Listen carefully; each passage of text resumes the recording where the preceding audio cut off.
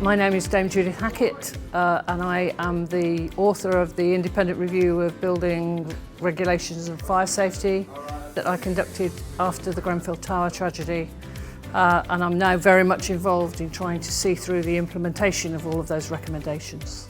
My visit today to fire door maintenance has been really quite inspirational because it's so good to see an organisation that is embracing not only the task but the spirit and the purpose of the Building Safety Act, which is all about creating safe environments for people to live in, and that means people who work on those buildings have to know not just what to do but why what they're doing is really important to the integrity of the whole.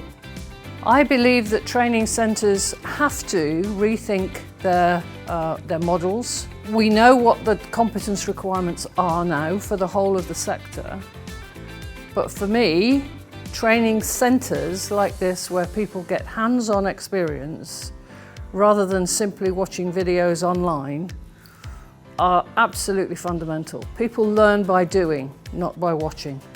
I think initiatives like the one that you've taken here at FDM are really important, and what I've been particularly impressed by is that from focusing in on a very specific area, the way you're building that out into the supply chain and trying to address the whole issue rather than just the specifics, and getting all of the people who are involved to recognise their role and how they need to work together is great.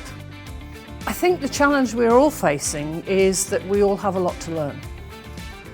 And that's against a background of people thinking they know what to do, but we really have to unpick that and start again. And to provide a space in which everyone can do that, and do that in a truly psychologically safe space where they can share knowledge on what they've seen, good and bad. And you cannot do it any other way than by getting people together in a physical space like this, so it's fantastic. Switching from a mindset of compliance to one of not just competence, but focus on purpose and outcomes is at the heart of what we're trying to do here. I talk a lot in the presentations that I make about that shift in responsibility, whereas in the past people have said, I've done what I've been told to do. That's not enough. You have to now think about, am I doing the right thing?